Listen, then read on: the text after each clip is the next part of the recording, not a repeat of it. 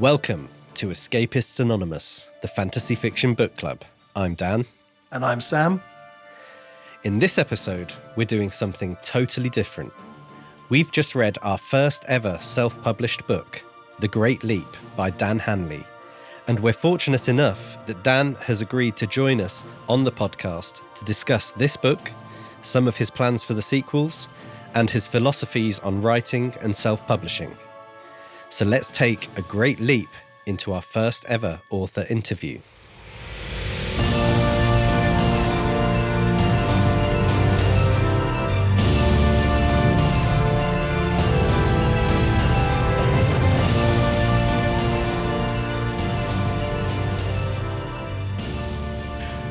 So yes, we are back for another episode, and for anybody that listened to our end of year awards at the end of 2024, you'll remember we had some New Year's resolutions or aspirations, and one of those was to get a bit more involved in the independent self-published authors in the fantasy genre, maybe some sci-fi as well. And we are delighted that we have really embarked on that very early in the year. We've read our first book by the wonderful Dan Hanley, who is joining us on this episode. So hi, Dan. Thanks for joining us.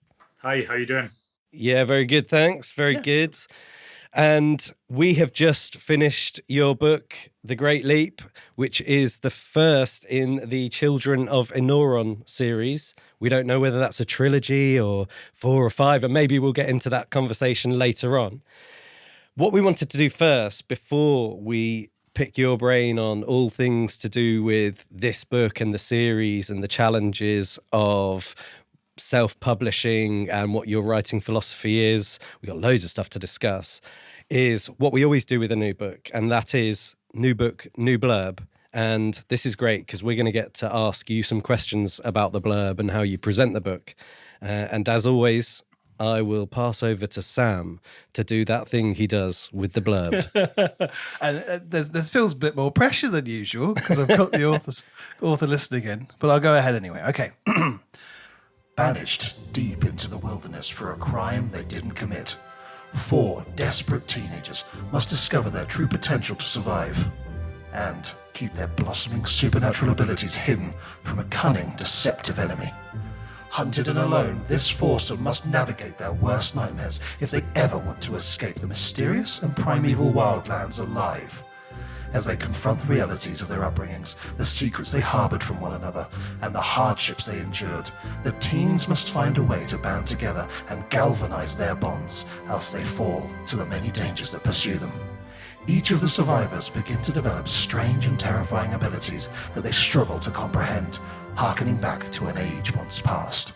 But will these abilities help or hinder their survival as they clash with the unimaginable horrors of the wildlands? There we go. Oh, Were you captivated? I hope so. I was captivated and I wrote it. My first reflections on that are, given some of the conversations we've had over other books, is that this is possibly by far the most accurate kind of entry into the book that we've actually read. So I recognize the story, and we often read a book, and then when we're talking about the blurb, I'm like, that wasn't how that story went at all. So the location mentioned in the blurb actually is the location of the story. That's an instant win right there.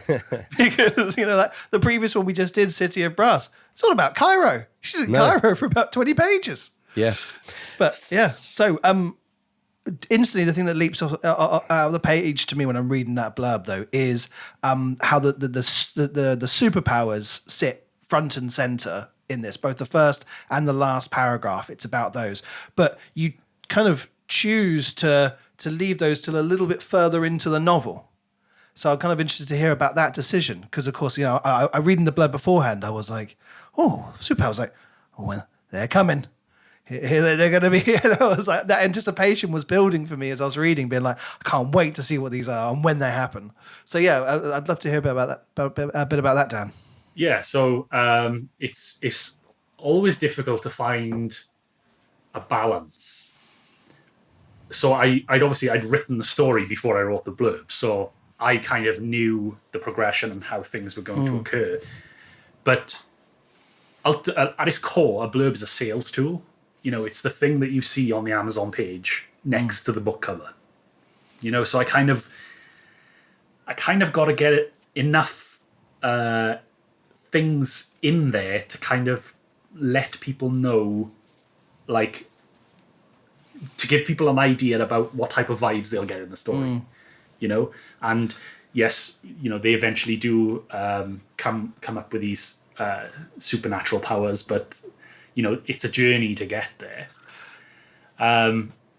Yeah, I think like how do I tell people about that? But I also don't want to kind of like put them off by saying, it takes time, it takes effort. Yeah, because I feel like you really foreground a lot of the character backstory and development first. So like, it's not like, oh, we're just getting to know these characters and then they get the superpowers and we're having to learn who they are themselves at the same time. Like they're already on this journey by the time we meet them. Like, I think it was interesting that you chose to put like, we meet them just after pretty much the sanctuary has burned.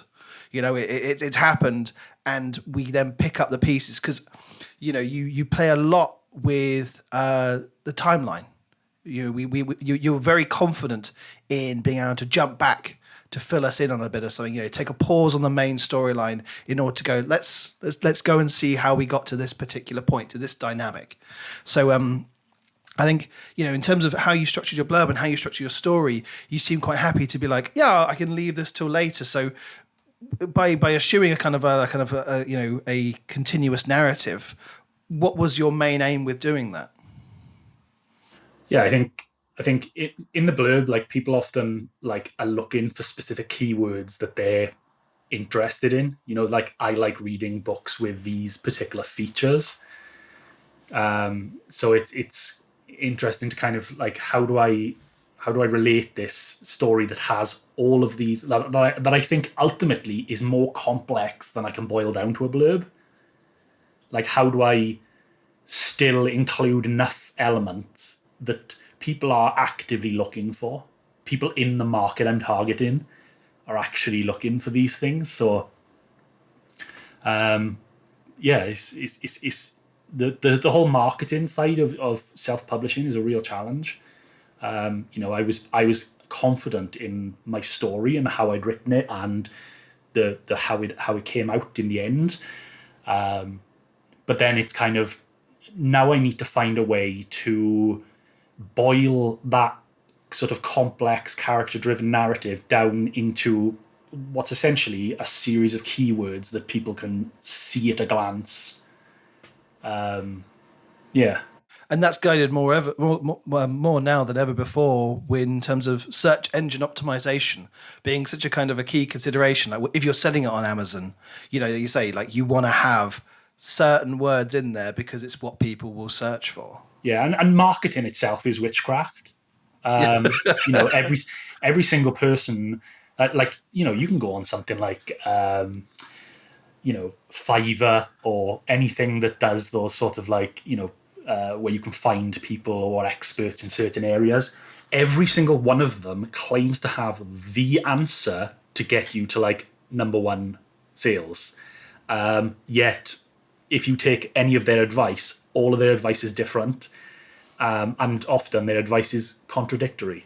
So it's kind of it is a challenge to kind of like, you don't just have to go, there's this aspect of selling that I'm not comfortable with, which is essentially marketing, but you also have to accept that the people who are in the know are not really in the know. They are guessing. And that was kind of like a hard lesson for me, really, as I was going through, is that there's no answers. There are guesses, I mean, I'm really interested in this, and just to provide my sort of angle into it is having been involved with music and self-releasing music in the past and that kind of thing. Increasingly these days with music, and I think I see this also in the world of books, it's so much about if you can build an audience on social media or go viral on TikTok or things like that, and what social media decides is cool, you know, for this 15 minutes of time. And I think, you know, relating what you said to kind of that witchcraft thing, it's like, I don't really think anyone can figure that out at the moment. And I wonder how much you feel like that is as much, well, I guess how much you feel like that's either an opportunity or a problem in terms of releasing your own material and trying to get it out there to an audience at any time. Yeah, I mean, it kind of has to be witchcraft, because I think the sort of traditional publisher route of getting things out is when a book sort of slows down or stops being, you know, part of hype, or, you know, and it's kind of run its course, a traditional publisher will actually stop the printing and they'll shelve it, which creates these like multi-layered market. So you've got the market where they're selling everything brand new, hot off the press.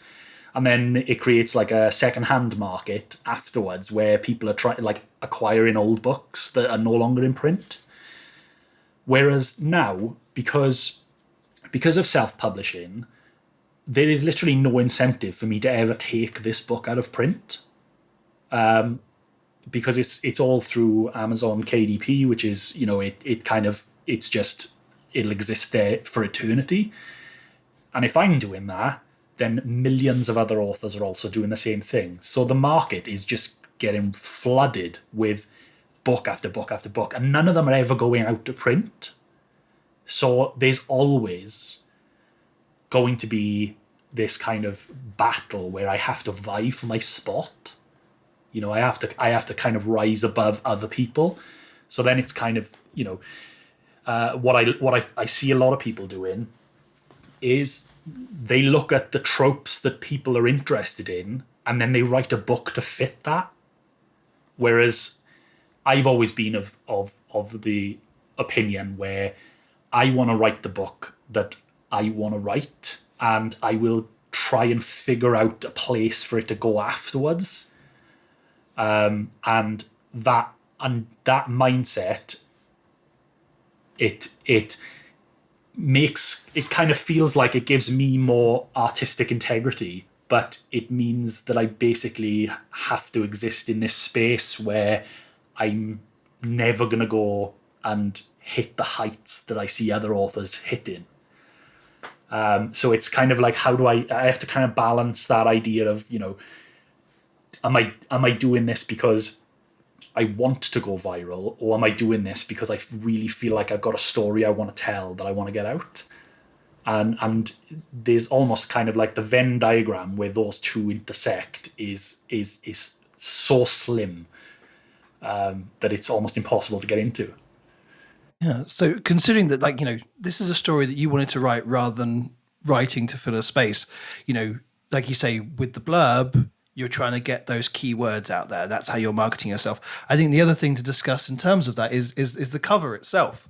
Because of course this is an image, and I can see, of course, you've got on your T-shirt there the logo, which kind of like is the Sacred Grove tree.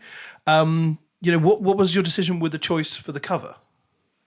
So when I initially released the book, I released it under a completely different cover that I actually had. I got a designer to actually design for me, and this was at a time where I didn't know what market I needed to target my book at, because I had, you know, I went into this journey as an author, not as a marketer.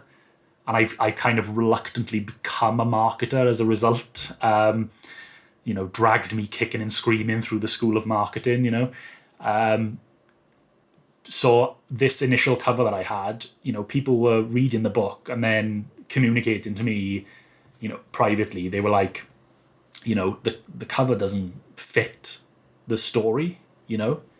The cover was kind of like, it gave people the impression that it was kind of a bit more, you know, Disney-like in terms of its themes, whereas the book actually deals with some really mature themes throughout. So I think it's interesting because, of course, like, looking at the original cover, I mean, with this one, I'll just put it in front of the camera there. It picks up on certain themes. You've got the deep, dark wood.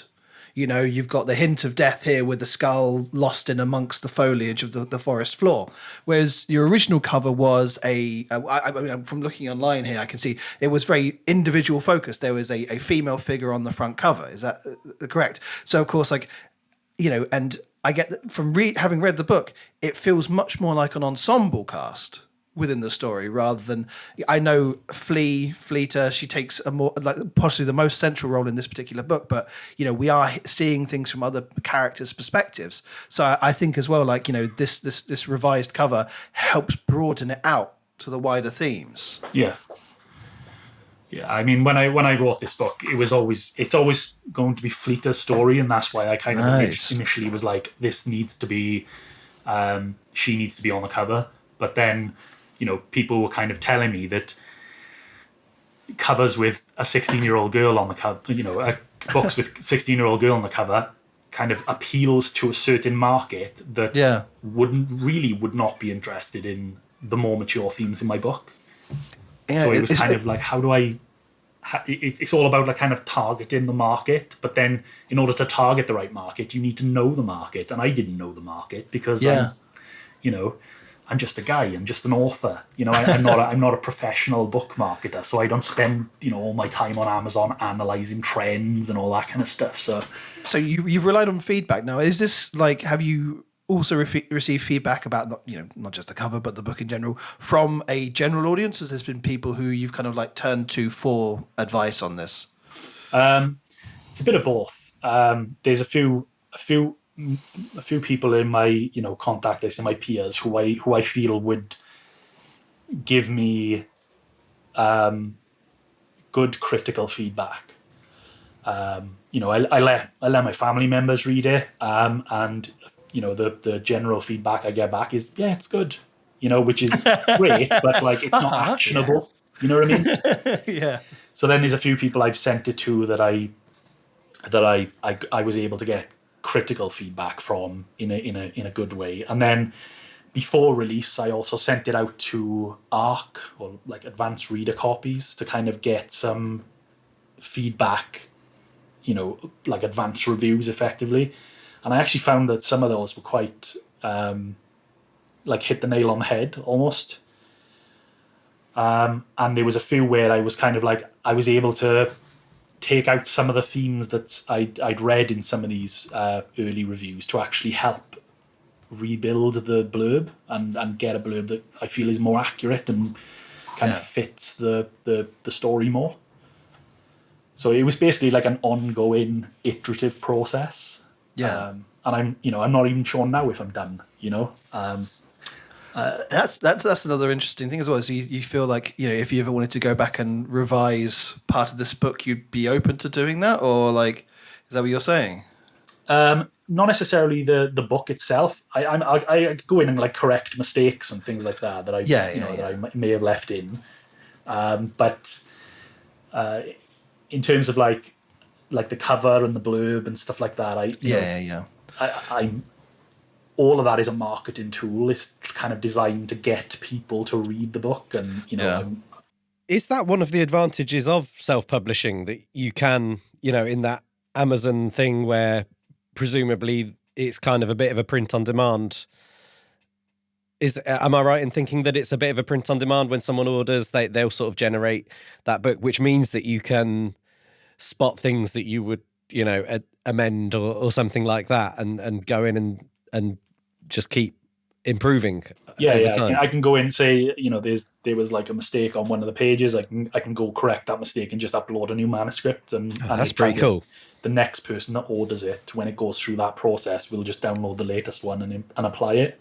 It's almost like a return to a more kind of ancient form of how the author worked, because of course previously when it was gone off to the publisher, that's it until there's an official revised copy sometime later, but that rarely ever happens. But of course you go back to medieval authors and they would frequently revise their own texts. It's hard to say when there's a finalized copy. There's a lot of and this is partly from my own research, you find that you can never truly say that someone finished writing a text, so you can never say one's a true definitive version. So even beyond, just the correcting spelling errors, like the fact of how you present it, and that leaves it open to so much. I mean, on a more kind of like cynical side of it, you could be like, right, first of all, I'm going to hit the Disney princess lovers. Then I'm going to get dark stories, and I'm going to change to a new blurb, new cover, hit up some other audiences. Yeah, but I've coming from the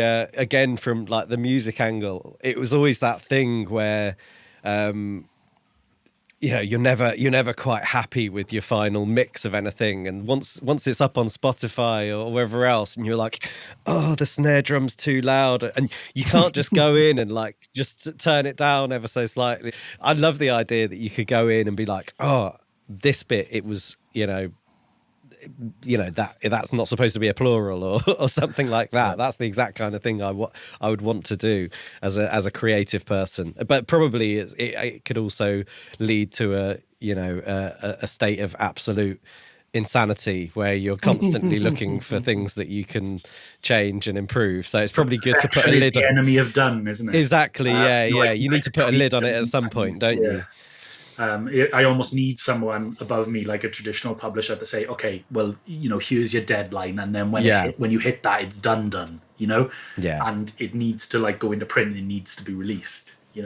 I sat on this story for a long time before I actually ended up, pulling the trigger and releasing, because I was just kind of never happy with it. And then it was, I was like, oh, now I need to do this, or I need to add this, I need to expand this character story. I don't think I can give enough attention to this sort of subplot, and it's kind of like I was just tweaking, and then it was I just kind of like, I need, at some point I actually need to release it. Yeah, I need to put a deadline on myself so I can actually start writing the next one. Yeah, absolutely. Well, that's a great segue into the story itself, which I think we need to be careful that we don't give away too many spoilers, because I do want to strongly encourage people to pick this up and have a read of it. So let's and Dan, feel free to tell us if we're asking things, just asking too much of you to we're going too far into things. And do push back on us if anything is going to be too much of a giveaway. But I know that we both really enjoyed the story and how it developed, and we've got some interesting questions. Sam, do you want to jump in? I know you started off with the superpower stuff, and I think we both got some questions around that. So we see some of the characters in the book, because it starts off with a group of teenagers. Some of them we see developing these powers. I was kind of interested in the decisions you made about which character got which particular power. Did you kind of let the plot drive that, or were you looking at some element of the character that helped you decide who was going to develop what? Because we see there are these different types of aurons, and so you feel there's a set number of categories of them, and having that kind of definition rather than being like, oh, you can any character, more like, not like X-Men, where it's like there's an almost infinite amount of different powers. It feels like there's a set category, and do people fall into these categories? And so I'm curious about what your decisions were there. Yeah, so one of the kind of main themes that I was trying to tackle in this book is how the kind of lessons that we learn as we grow, especially into kind of like teenagers and things like that the things that we experience in our youth kind of dictate the person that we're going to become. So I attacked that in multiple ways. One being showing the direct effect of things that happen in that childhood, and how they become the person that they're going to be in a sort of more direct way, where you're actually seeing, you're seeing the event that led to that person becoming who they are. But also in a slightly more subtle way with the actual powers they get, is kind of the implication that that their minds and the way they are and their mindset actually gives them the power. Okay, so in your mind, the mechanics of it, the character isn't necessarily predetermined to have a certain power, or it's the effect of their lives have led them to develop them, or is it Yeah. more that's an authorial decision outside of the mechanics of the world? Yeah, so it's kind of whilst I have got this like world building almanac that has got like all these categories, and I know exactly like what happens in order to get each person into each box and stuff, it is always determined by like effectively how they are at the point in which they acquire that ability. So it's kind of that exposure to that mindset and exposure to kind of that kind of that emotional state will drive you into one category or the other. So there's an element of the events that happen in your lives and these pivotal points, as much as people can try and guide themselves, there are certain things you feel are set in stone at certain pivotal moments in their lives, and that can kind of affect them for the rest of their lives. Yeah, it's kind of this Yeah. idea of your sort of like formative years. Is that you can't necessarily escape the path you kind of were set on. Yeah. You can kind of like help smooth over some of the issues that you picked up during that time, but it's not going to ultimately change the core of who you are. Yeah. Well, so from that then, three of the characters we see develop their powers are fairly contemporaneous, but then one of the characters it manifests a little bit later.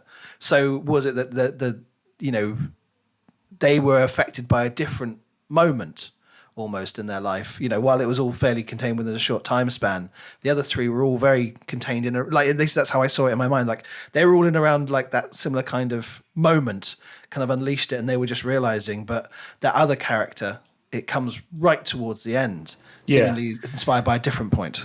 I mean, they all get their powers at the same time, but the important thing to kind of, I guess, understand is that they're not actually like in control of like when their powers will manifest, at least until they get to the point where they can learn to control that. Yeah. And obviously the character that has it much later, she was kind of on a different emotional journey. Yeah. Where she was trying to stay present in what she's experiencing, so she never actually like hit the trigger point. She didn't need to use it until that point. Was my interpretation of we're using genders. We might be giving away. We're certainly narrowing, but that's okay. It's fine. But yeah, I kind of got that as a sort of driven by the need almost within the moment of that, if that makes sense. And the I have to be careful. I don't want to give too much away, but essentially the powers are the type of powers that they end up acquiring is driven by their emotional state, but it's also their emotions that actually trigger the powers. So it's only kind of like when they hit that moment where that power is needed to do that job that it manifests. So it's an element of there's the classic metaphor of like, it's something that manifests in adolescence and it seems almost uncontrollable. It's a very kind of like universal, relatable experience. And, you see it in so many different fictions, but I think the way you present it is really effective because it seems like this hidden, unknown, dark thing that previously has been almost like repressed. Well, literally has in the world been repressed.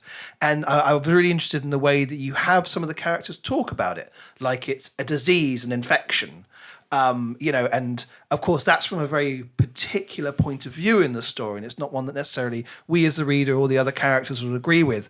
So I was interested to hear what your thoughts are about choosing to have it being referred to that. And do you see it as that, as a virus or an infection, or, do you think, is there another perspective to be offered about what these superpowers are? Yeah. I mean, a lot of what the antagonists say is kind of factually accurate, shall we say, but they are spinning it to their own ends. So they are framing it in a way that kind of makes it sound like it's inherently a bad thing, because to them it is inherently a bad thing. But yeah, I mean, so I'm happy to talk a little bit about kind of like how I planned to get to this stage and kind of like some of the thinking behind it. As long as everyone keeps in mind that unless it actually makes it into a book, it's not canon.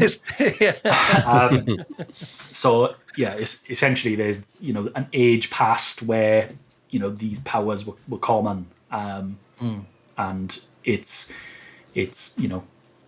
I'm not 100% sure on how, like, what the inciting moment is, but there's essentially a battle or a fight, a war between the people who can do it and the people who can't do it, and then the people who can't win just because of sheer numbers. I'm kind of like making the sort of like, in my mind at least, and none of this is in the book, but in my mind at least, the age gone past is like that race of people from Stargate, where it's kind of like it's Egyptian inspired, and they're kind of like very insular and very elitist society, and they kind of understand the mechanism for how to get these powers, and then they end up becoming like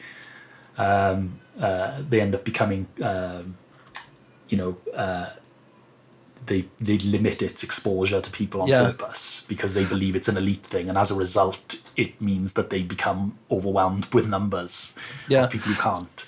So that leads me on to my next question, which is the world building that you kind of offer in this book. I found really interesting because so much we hear mention of the capital, like, and a couple of other towns.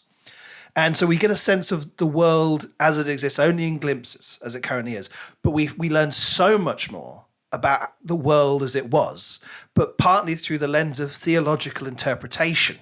Like, you've got the antagonists, and they've interpreted it in a certain way, and it's this revelation to some of the teenage characters of like, you thought your world was always like this, but actually the truth is it was previously like this, but it's been hidden from you. So for you to say, there was this kind of this hubris of potentially of the Aurons, and then there was a downfall, and the people it almost makes me think, when those people who are now the antagonists were potentially, were the protagonists in the past, like taking down despots, tyrants, and now how it's changed over time. It gives me such a good sense of the world and that stretch of history of where we've come to with these characters. And again, because you're saying like so much of the characters' events lead up to them developing the powers, I think it ties in really well thematically with the fact that it's your past as much as your future that informs so much of, and how you interpret it, that it informs your current worldview. Yeah, I mean,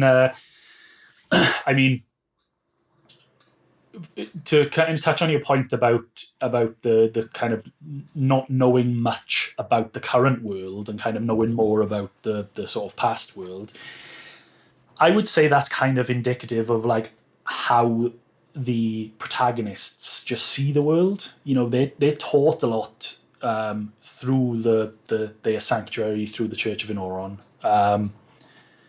but they also live in a tiny town in the middle of nowhere, and to them, that is their current world. That is their known world, So it's like what they know to be certain is kind of very small scale. It's just Penny Grove and some of the surrounding land. They're not travelers who have been everywhere and kind of is able to kind of soak up the different cultures and stuff. Yeah. And I think that's something that you've done quite effectively to give us that perspective. The forest that surrounds them feels so dense and at times quite oppressive. And you're seeing it's the means by which the people of the town live, but they live, like most of them, a subsistence lifestyle. It is how they live, but it's also this isolation is the thing that also is also the thing that keeps them down and in the situation that they're in. So this traveling through the forest and their idea of like the moment they're leaving, they're learning so much more from these characters that they weren't probably expecting to meet or learn anything about, and their worldviews just being blown open. But it wasn't in the way I was expecting. It's not like in so many other fantasy books where like, I'm going to a new town, oh, meet the people. It's like there's this hostility the moment you step beyond the grove. So I just want to say I found that like a really interesting part of it. I think, and if I could just sort of add in a couple of things that I really liked about the, what you're saying about the sort of the blowing open of the worldview. I thought was like what you often get in, not just in fantasy, in any kind of story where it's a kind of journey of discovery is, we've been lied to all along and we're discovering that the reality is actually nothing like what we've been told. But actually what we get in that kind of exploration of the different theological interpretation is that actually the things they've been learning are true. Dawn finds out that all of the things in the Book of Innauron are actually kind of semi-accurate, but the way she believes them is just kind of slightly tilted in a different way.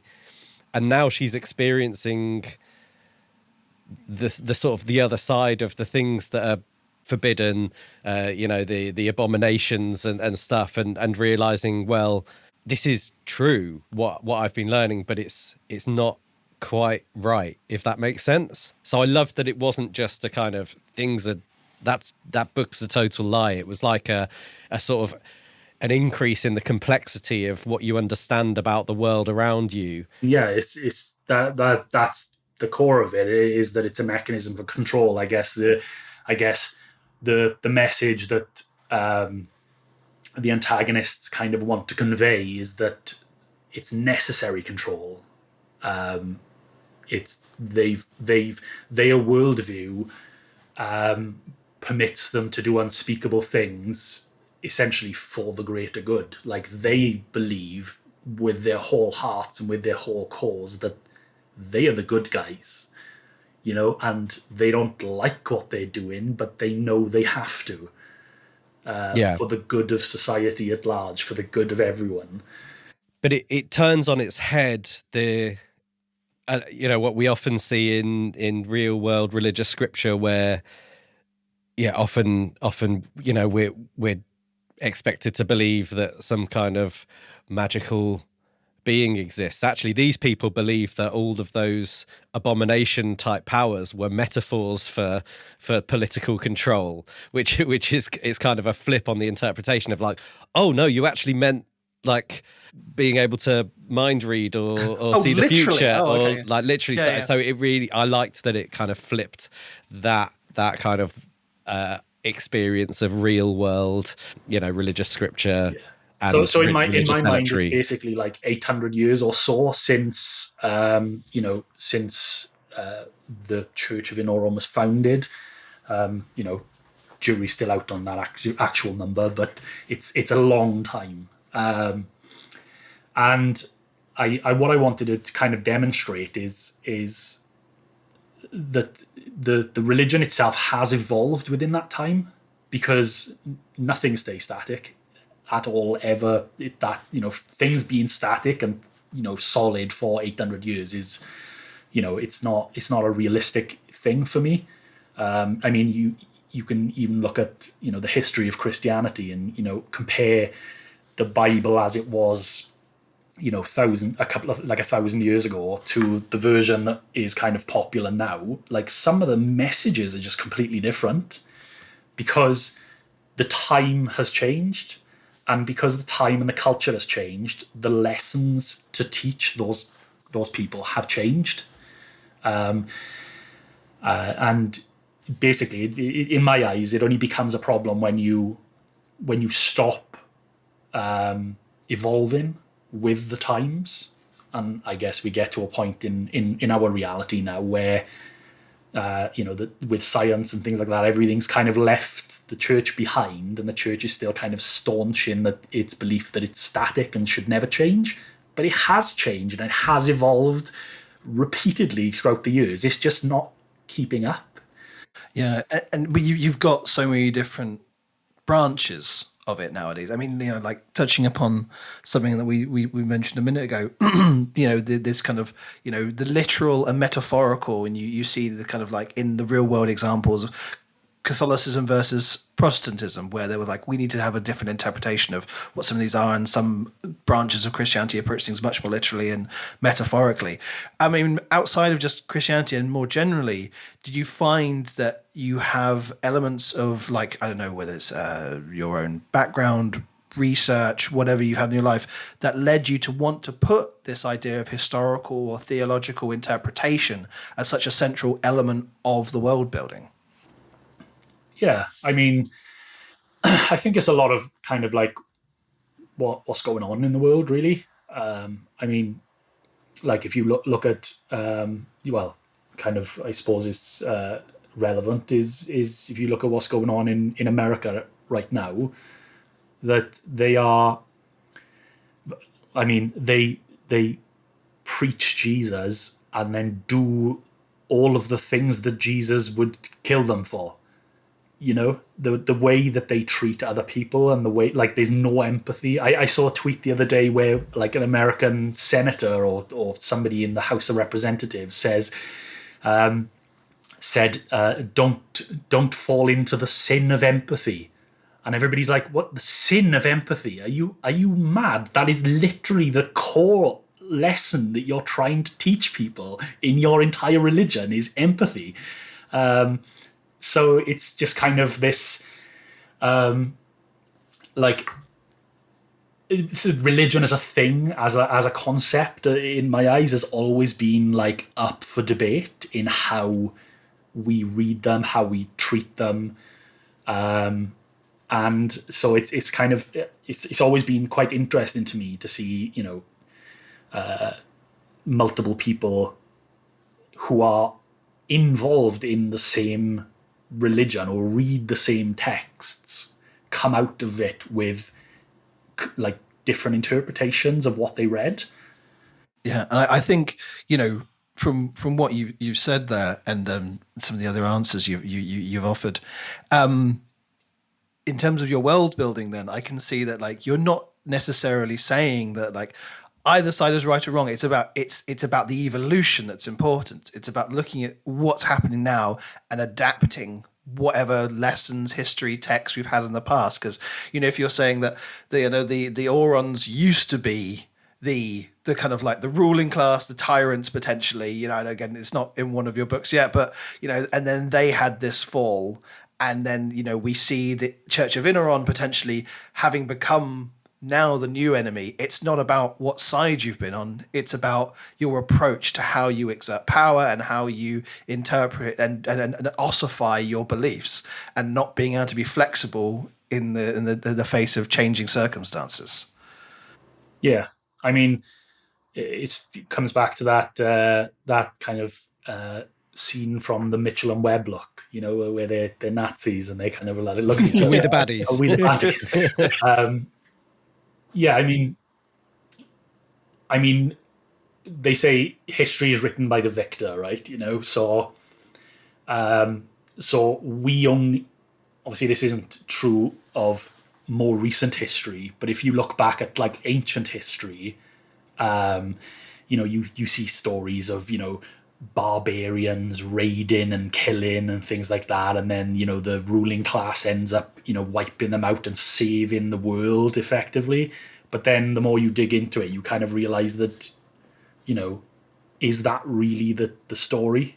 Is that really the right story? Because at its core, good or evil, at least in this sense, is perspective. In the Church of Innauron is effectively, in this book at least, revealed to be the antagonist. They're the baddies. They have evil intentions. But that's because the protagonists are on the opposite side for no other reason than the protagonists are in opposition to their views. But this kind of idea that there being a central idea of good versus evil is kind of something that I would necessarily reject, because it in my eyes, it all just depends on what perspective you're in. I mean, I touched on it earlier. I mean, the brothers of Innauron, a lot of them, they believe to their core that they are the good guys and that they're doing this for the good of the world. And they may not like what they're doing, but they know that they have to. So they're not evil. I guess it touches on what you were saying about the US at the moment, and there's quite an overt political awareness within the Brothers of Innauron around like the necessity of the actions that they're carrying out, isn't it? Like, whilst they're obviously sort of devout and zealous in their religious beliefs, they also understand that they can't allow kind of deviation, and it is a control mechanism at the same time. Some of that language is quite overt. I do find that really, really interesting, but I do, just so that we don't keep you for like 2 hours or anything like that, just want to move on to some of those questions around like the zoomed out view of the series. And obviously it's pitched as book 1 in the Children of Innauron. So it doesn't say the Children of Innauron trilogy or anything like that. So we don't know whether we're having a duology, a trilogy, or a longer series. But for anybody that's listened to previous episodes of this podcast, they'll know how angry, particularly Sam, but increasingly myself as well, get around books in series not finishing the story in that's going on in that book before leading into the next book. And we were both very pleased that the story arc in this book was able to kind of have its own conclusion whilst still leaving open all of the routes and the opportunities for the sequel. So obviously one of the key things we felt that enabled it to do that was kind of separating this group of them that's together at the beginning when they first get banished, and sending them off in different directions. So we're focused on, Ken Leafley to Bronson and Dawn for this book. What was your thinking in relation to the series in terms of where it's going and how it related to kind of decisions to split up the group? So at its core, I didn't want this to be a high fantasy that has got, huge stories with political intrigue and all that kind of stuff. I wanted it to be very focused on the characters themselves and this small town in the middle of nowhere. And I kind of purposefully wanted to kind of limit the scope to that. Like there are obviously like threads of stuff that's going on outside, but for the majority of it, everything takes place in and around this small town. And I wanted to kind of keep it there. But equally, I had this group of characters that I love. And I'd written an iteration of this book previously. And kind of the main thing that kind of people had out of it was that they just couldn't connect to the characters because there was just so many of them. So I had to kind of like work out like which ones do I kind of whittle down in order to create a proper story. And really it was, I don't want to say every one of them was necessary, because, certainly I could probably like get rid of a couple of them or merge the characters and things like that and kind of make the world building make sense and all that kind of stuff. But, I kind of loved these characters. And I felt like they represented a realistic dynamic of a group of teenagers. There are cliques, there are groups of them that kind of go off on their own. There are people who kind of come from effectively all walks of life, and they're all kind of this mishmash together. And I felt like as a complete group, it made sense to me. Growing up and being part of groups of teenagers and stuff, and experiencing that for myself, I knew that it just felt kind of realistic to me. But I also wanted to make sure that the readers can love these characters. So it fairly early on, when I was kind of like rewriting it from scratch, I thought, how about they split, which does seem like something that would happen. Everybody's got heightened emotions. And they're all teenagers. There's immaturity there. Like, they're not going to necessarily all stick together. They might have different ideas about how to live out in the wildlands, and they're going to end up splitting. So that kind of gave me the opportunity to kind of like focus on a core group, kind of for each book. So essentially, the plan is for there to be 4. And kind of without giving too much away, the first book deals with Fleeta, Bronson, Kenley, and Dawn, and the second book, as I'm sure you could probably guess by the epilogue of the first book, it focuses on Lawson, Wendy, Piper, and Stokely, and then there's another book that deals with some of the others who are missing. And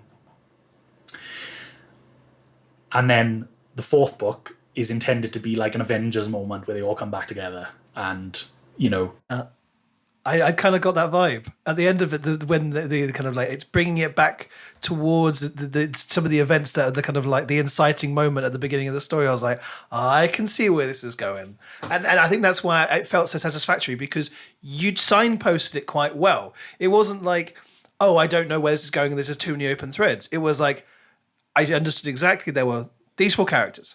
They're back to where they need to be for the next moment. And let's do a Rashomon style. Let's jump over to some of the others, see how they got there. I mean, because I saw it when you were doing some of the jumping to another character's perspective, and we'd have a little overlap of moments in time from those perspectives of the same events.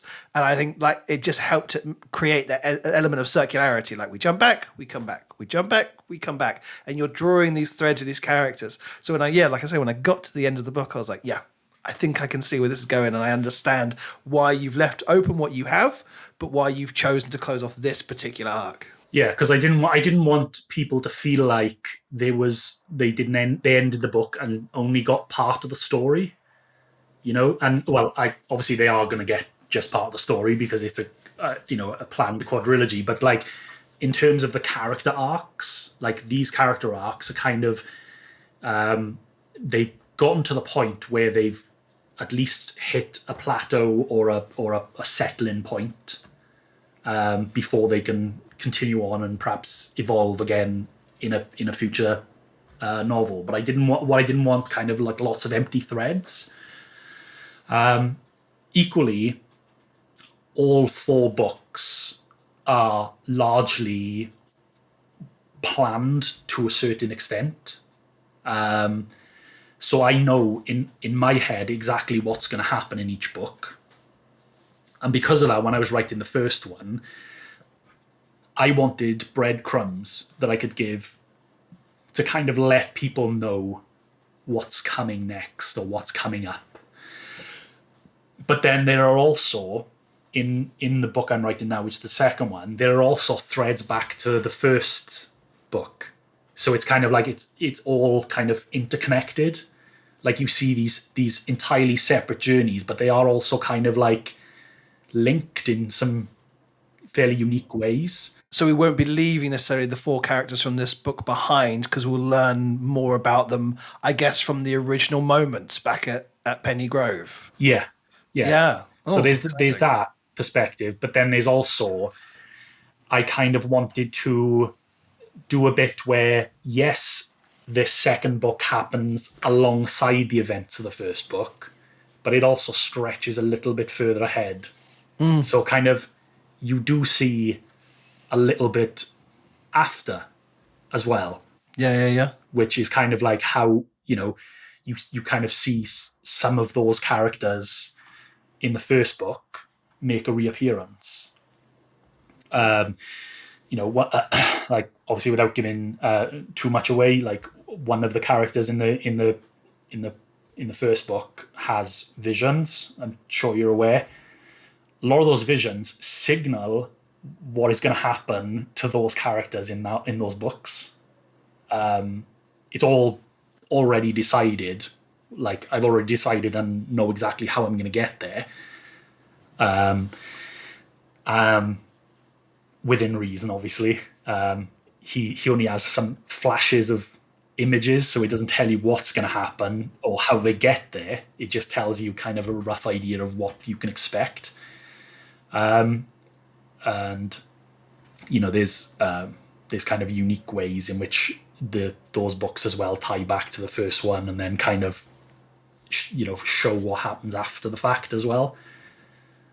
So I didn't want that. I wanted them to be separate stories because I wanted an opportunity for everybody to really get to know these characters and kind of learn to love them or hate them as necessary.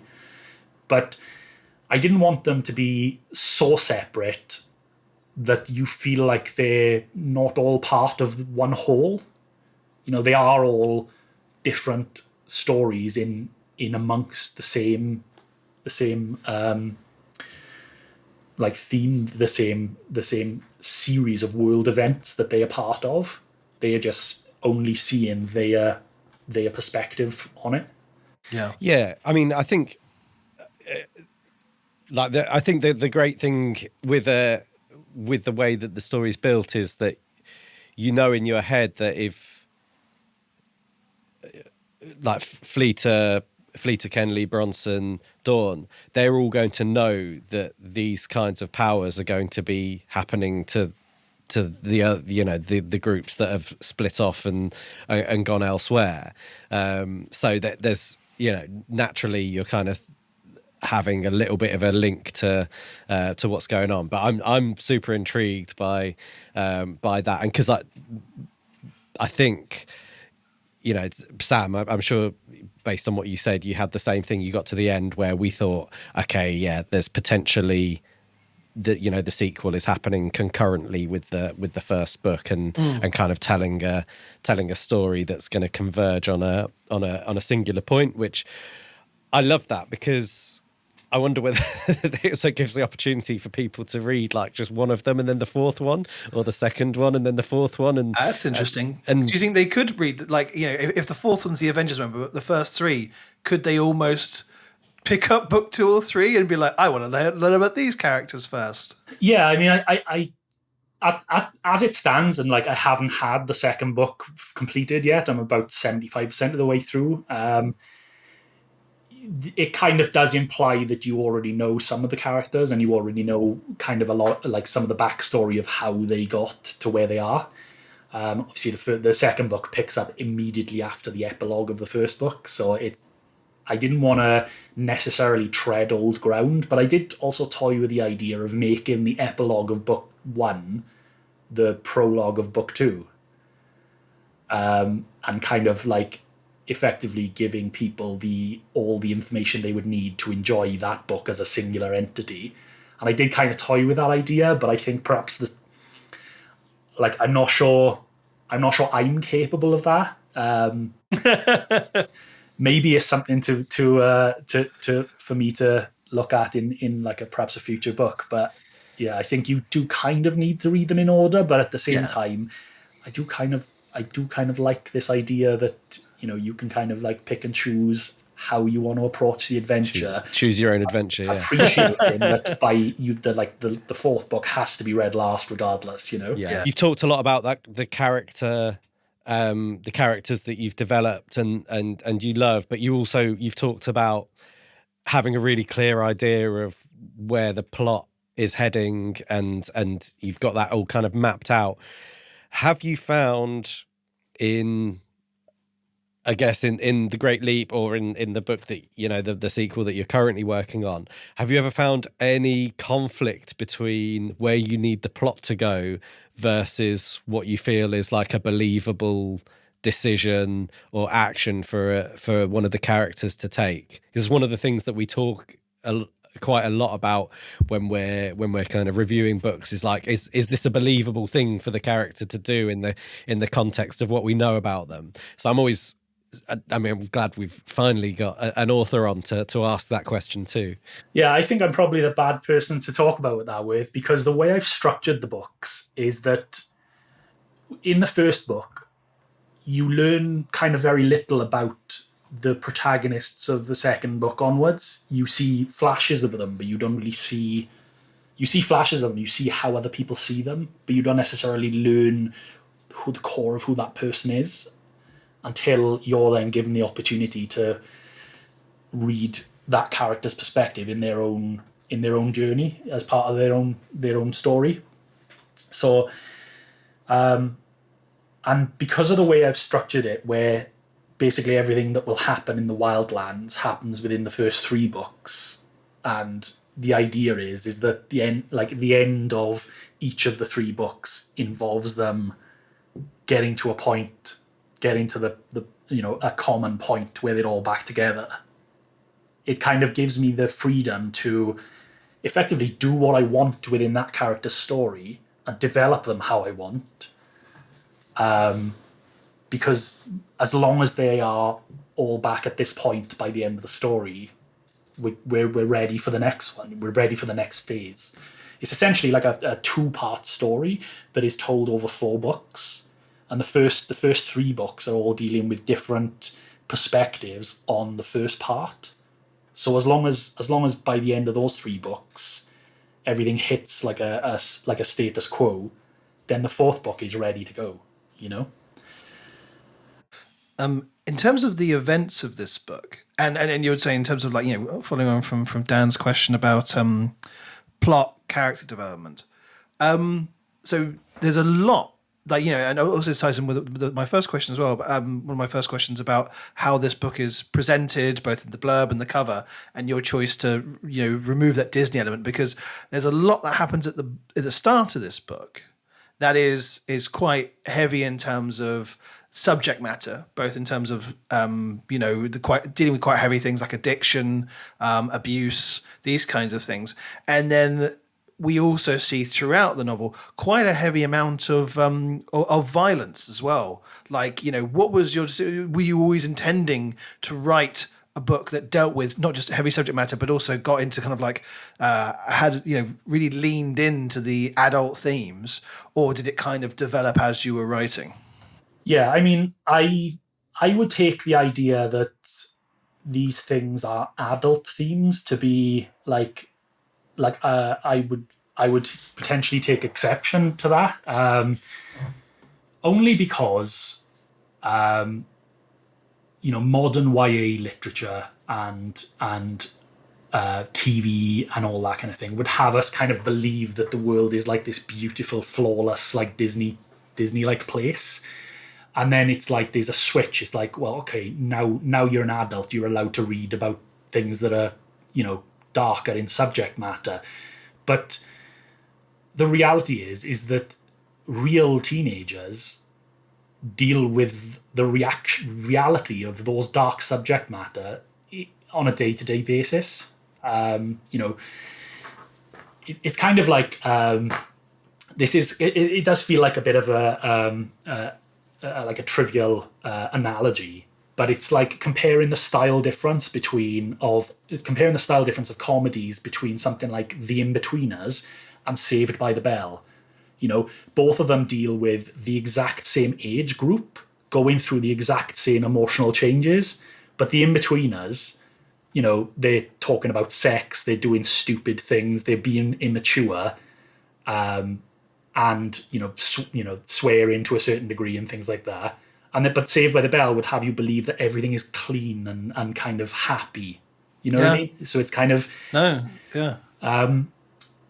like in my eyes, if there's well, when I was researching to kind of work out how I would market this book, I looked at like the definition of what is considered like young adult literature, and there's actually two definitions that unfortunately have the ability to have contradictory ideas. One is a book marketed at young adults, so a book targeted at young adults. So it has, effectively Disney language and Disney events, which, by the way, is absolutely not a bad thing at all. Like, that's everything's got its place. But then the other definition is a book about teenagers, where the teenagers are the protagonists. And I feel like if you're going to go for the second definition, you almost need to write about things that those realistic teenagers would experience. So one of the main things that I hoped I'd be able to bring out in the book, and you guys can tell me whether or not I was successful, is this idea that like our mental health and the events that we go through as a child can like really impact who we end up becoming. One of the characters deals with parental neglect, another character deals with sexual abuse, another character deals with drug addiction, another character deals with potentially like physical abuse and corporal punishment and that. And it's kind of, some of it is just like threads, but then some of it is kind of more established as part of their formation of their character. And I guess I sought to create a group of teenagers who experience the problems that actual teenagers experience and behave the way that I know actual teenagers behave. When I was 14 years old, we were nicking our parents' stashes of alcohol and then going to the local park, jumping over the fence and drinking. Maybe that's my Valleys behaviour, my South Wales Valleys behaviour coming out. But if modern YA literature kind of like showed that side of things, I don't think publishers would necessarily be comfortable marketing it to a young adult audience. But that's a thing that actual young adults do. I think that's a really fascinating answer. Thank you. No, it's really interesting perspective in terms of like, you're absolutely right. That idea of this is what teenagers do. And I think there's an interesting point to touch upon because I found it really interesting the way that the characters talk in the book, because fantasy setting, my instinct is automatically to go, okay, we're thinking about medieval sensibilities, all this kind of stuff, but they're so open with talking about trauma and the experiences they've had. Like they're very quick to be like, excuse me, I'm dealing with something right now. Thank you very much. When they're having these arguments with each other.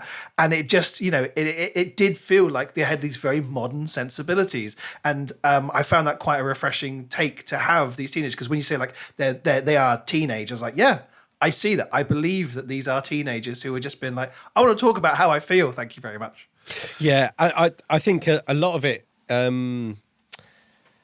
as Sam knows, I'm a huge like Joe Abercrombie fan, and I think there's decisions around like how you write characters that you're either going to make them as fantastical as the world that you're building is, and kind of abstract versions of humanity that just issues just fall off them and don't attach to them, and they just move on, and when they kill people it's not a problem, they've forgotten about it 3 seconds later. Or you can choose to like build in like real issues that people deal with, the real like narratives that people have in their head about self-doubt and whether they've made the right decision. And I think it's always that like the reaction piece I think is really great, especially with Bronson, I think, and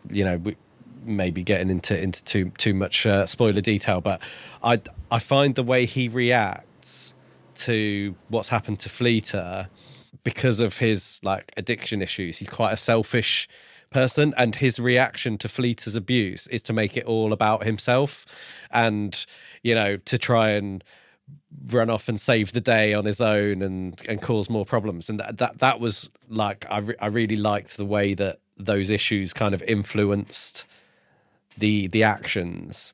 And it was really interesting hearing you talk about kind of having perhaps that flexibility in the two parts of the story that you're building, to say, well, actually, as long as they get back to this point, then the character decisions within the Wildlands, enables you to say, well, actually, how would Bronson react to being told that this stuff's happened to his sister and stuff? So I guess there's not really a question there. This is just me rambling about how I enjoyed that, kind of use of that. I mean, it's probably a good opportunity for me to talk about kind of the themes behind Fleeta's story herself. It's not necessarily a spoiler, but it's established early on in the story that she was effectively preyed upon by their uncle, and that forms kind of the basis for like who she is to become. Her story is basically she's never been given the opportunity to learn who she is. She's somebody who has had a childhood stolen from her, so her personality kind of goes through a number of changes over the course of the book, where she kind of has to kind of work out like who she is. She doesn't know who she is, and there was a point in the book where, because I love these characters, that I kind of wanted everybody to react well to her telling her story, because that's how I feel like a survivor of that type of thing would need. And I wanted Fleeta to have the support that she needs to grow. But that's not a realistic story. Kind of going back to my own experience with having an adult diagnosis of ADHD, and I would love to have been telling people that, oh yeah, turns out, I've been seen by a psychiatrist. This is exactly, what I have, and it answers a lot of questions. And I would have loved to have everybody in my life go, oh, that's amazing. Like, let me learn about it. Let me figure out how I can support you. But it just doesn't happen like that. So it's kind of, how do I create a realistic narrative that kind of really lets people see multiple perspectives without kind of taking away the importance of that inciting incident?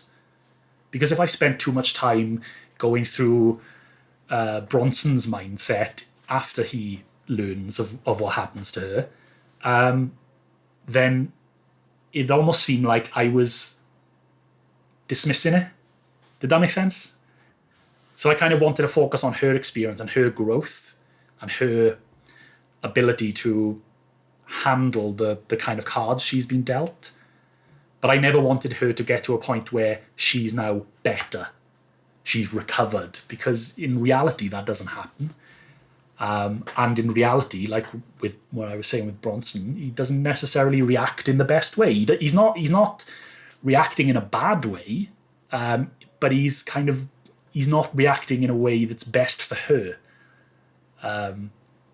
which is the reality of what people would experience in similar situations. I did quite a lot of research around this. I wanted to make sure I was kind of doing right by anybody who has experienced this sort of thing in real life, but also kind of making sure that I was giving a realistic story and not using these mature themes just for shocks. Like, they form the foundation of who they are. And at least in the case of Fleeta's story, I took great pains to actually not show or depict any of it happening, because I didn't want it to be perceived as for shock value, I didn't want to be categorized with those groups of novels that kind of, do kind of like extreme novels, and there's a market for them too. But I just didn't want this novel to be part of it. I wanted it to kind of be really respectful to Fleeta's journey and how she kind of is able to handle her growth. Absolutely. Well, we've gone a bit over the time that we planned, but I think there was always going to be loads of stuff to get into, and Sam and I certainly weren't going to miss the opportunity to ask a load of questions. Yeah, I mean, I had to hold myself back from wanting more spoilers for the ideas for the future books. Yeah, 'cause I am very fascinated. If I didn't want to, wasn't bothered about ruining it for myself, I'd be like, what other powers do other characters get? Okay, and I want to know about that. I want to know more about the Foundation of Brothers Neuron. How widespread are they? I want to know more about the cities. What is the capital? What is the government structure? So there's lots of other questions where like I'm not going to ask that because but all it kind of says is like I'm really looking forward to reading when the next book comes out because it's a world that absolutely captivated me. I really enjoyed the story, and it's left me wanting more in the right way, unlike other books I've criticized in previous episodes. No, I absolutely really enjoyed reading it, and I guess we should give you an opportunity to tell anyone listening kind of where to find you and where to look you up. Floor's yours. Yeah, so you can find me pretty much anywhere as the handle Dan Hanley, or I'm on Blue Sky, danhanley.com. I've got a website, which is danhanley.com. I've got pretty much all the social medias, reluctantly, because I'm not the type of person that is ultimately very comfortable sharing, but at the same time it's kind of like I need to, because otherwise nobody can find out who I am and what my book's about. So yeah, I'm happy to interact with anyone on there. Yeah. And we should say only a few weeks ago the audiobook version came out, which I listened to as an audiobook listener. And who's the narrator? Her name's Claire Butterfield Elsay. Claire Butterfield Elsay does an absolutely brilliant job of bringing it to life. I thoroughly enjoyed it, found it very easy to get into, and would highly recommend if you're an audiobook listener going and you can grab that on Audible. Is it just on Audible or is it available else? I think because I managed it all on Amazon's ACX platform. I think they also distribute to Apple Books as well, or Apple Audiobooks. I'm not sure what it's called, but it's not full wide distribution. But I know it is on Audible, and I think it's on Apple as well. Brilliant. Yeah. So definitely recommend that. And yes, so Dan Hanley without an E. Make sure it's Hanly. And we can't wait to get into book 2 of the Children of Innauron, and we'll very much look forward to finding out what happens. Thank you so much for taking the time to come and talk to us, Dan. And no problem. Anytime. And maybe after book 2 we can do this We'll again. get you back in. Sure. So fab. So that was absolutely brilliant to have Dan on the podcast. Really enjoyed that discussion. Got such good insights into like how he wrote the book, his inspirations.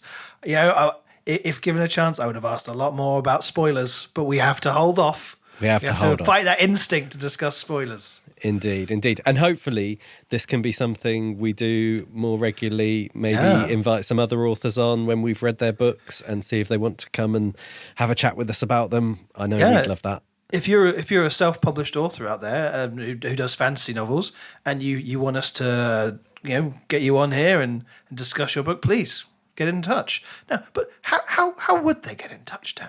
Well, I'm glad you asked. So if you do want to get in touch with us, whether you're a self-published author or if you've just got your own views on anything we've discussed in the episode, then you can do so. If you're watching on YouTube, you can leave a comment below. Please like and subscribe as well. Help us grow our audience.